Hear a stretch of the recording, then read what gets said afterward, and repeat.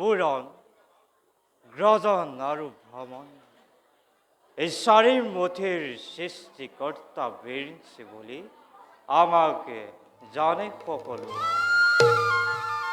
তথাপিও এই সৃষ্টিৰ বুকুত যেন এতিয়াও অশুভ শক্তিয়ে কৰিছে বিৰাজ। অধৰ্মৰ বীজ যেন হৈছে অংকুৰিত।